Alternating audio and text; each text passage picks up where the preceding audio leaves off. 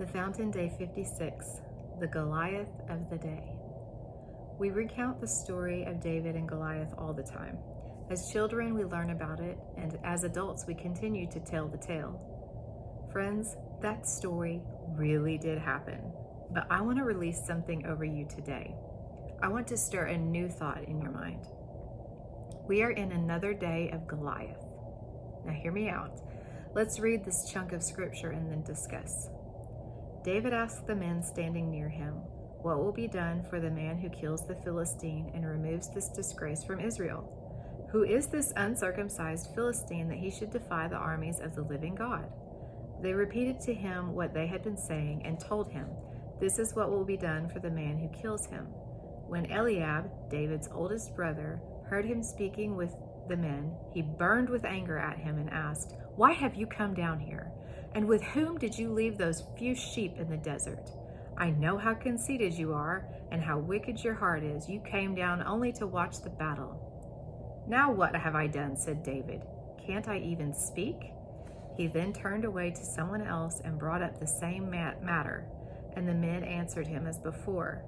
What David said was overheard and reported to Saul, and Saul sent for him. David said to Saul, "Let no one lose heart on account of this Philistine. Your servant will go and fight him." 1 Samuel 17, verses 26 through 32. Goliath came and ranted with intimidation tactics, trying to cause the Israelites to be afraid. And he was succeeding until David arrived. It only took one person to stand against this enemy, the one who knew who God was. David was able to defeat Goliath for two reasons. He refused to be like everyone else, wearing Saul's armor because he knew it would be more of a hindrance than a help. And he knew who God was. He moved forward in God's power, not his own. David knew that God was enough. Today, we see the enemy using the same tactics to intimidate God's people. The liberal spirit stands as a Goliath and screams out words, defying God and his people, and I wonder, when will we stand against it? I, for one, am over this nonsense.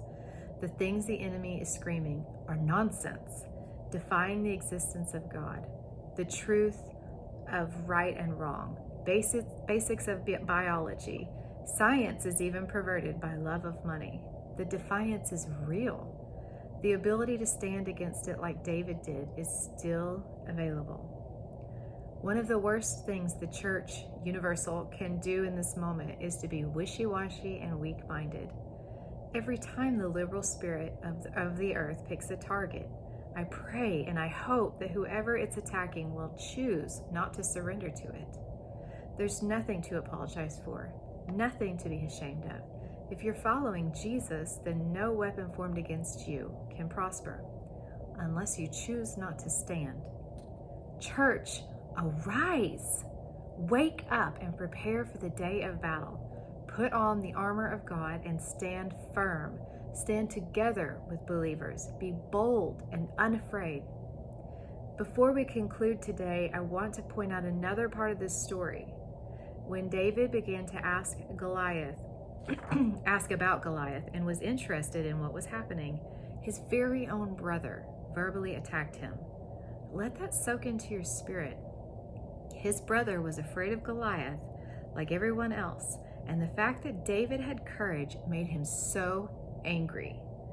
This is what it's like when the church body turns on its own. It happens every day.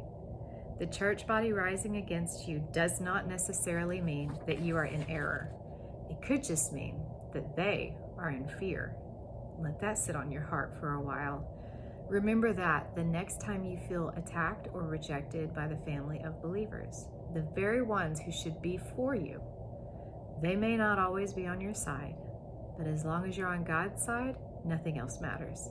The battle belongs to the Lord.